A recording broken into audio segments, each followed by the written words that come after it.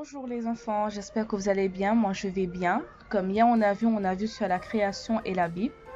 Et aujourd'hui on va parler de la chute de l'homme. Et je pense qu'actuellement nous avons beaucoup de questions. Pourquoi y a-t-il le mal dans le monde? Pourquoi avons-nous besoin de Jésus comme notre sauveur, comme notre Seigneur? Et surtout comme notre frère?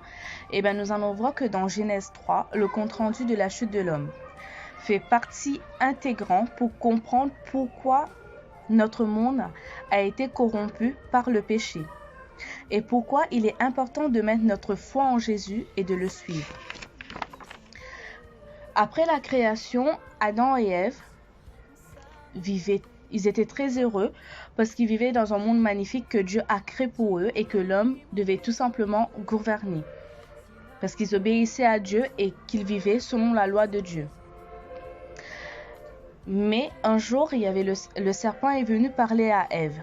Il a dit, « Est-ce que Dieu vous a bien dit de ne manger aucun fruit du jardin ?»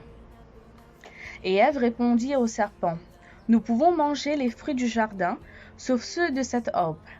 Si nous mangeons ou touchons de ce fruit, nous mourrons. » Bien sûr, Ève douta de la parole du serpent. Mais le serpent convaincut Ève de manger le fruit défendu par Dieu après ces paroles. « Vous ne mourrez pas, vous deviendrez comme Dieu. » Vous allez voir le premier péché qui a été commis, c'est qu'Ève a désobéi à Dieu en mangeant ce fruit et elle donna aussi un morceau à Adam qu'il mangea et il désobéit à Dieu lui aussi. Cette histoire vous montre que vous avez le choix entre le bien et le mal.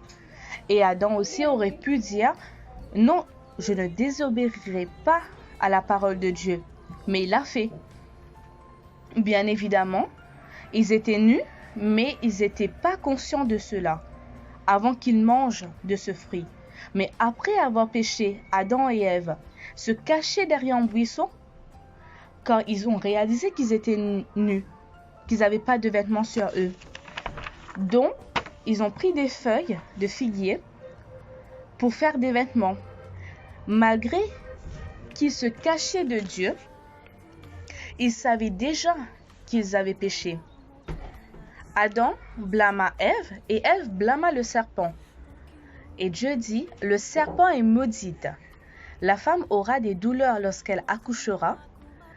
Adam, puisque tu as péché, la terre est maudite avec des épines et des chardons. Tu devras peigner et transpirer pour gagner ta nourriture quotidienne. » C'est-à-dire que là, Dieu avait déjà créé un monde magnifique pour les êtres humains, pour l'homme, pour gouverner. Mais après avoir péché, il a repris cela. C'est-à-dire maintenant, tu devras travailler pour avoir ton pain. Après ces paroles, Dieu leur dit de partir du jardin d'Éden parce qu'ils avaient péché et il fit une épée de feu autour du jardin pour qu'ils ne puissent pas rentrer encore une fois dans le jardin, pour garder Adam et Ève en dehors du jardin. Mais malgré la colère de Dieu, il fit des vêtements de peau pour eux. C'est-à-dire malgré qu'il était en colère contre Adam et Ève, il les aimait parce que c'était ses enfants. Dorénavant, ils étaient séparés de Dieu. Ils devaient tout faire par eux-mêmes. Voilà, c'était l'histoire d'aujourd'hui. On se retrouve demain pour une prochaine histoire. Et la leçon et le moral de cette histoire, c'est que Dieu mit des choses merveilleuses dans notre vie et nous laisse le choix. C'est à nous de faire le choix. Qu'est-ce qu'on veut vraiment dans notre vie? Ça arrive de faire des mauvais choix, mais il continue de nous aimer malgré tout. De tout son amour, d'un amour infini. Comme vous avez vu, à la fin de l'histoire, malgré qu'ils aient péché, Dieu fit des vêtements pour eux. D'accord? Et aussi, en tant qu'enfant, on doit écouter, respecter nos parents et surtout les aimer. N'oubliez pas que Dieu est aussi votre Père.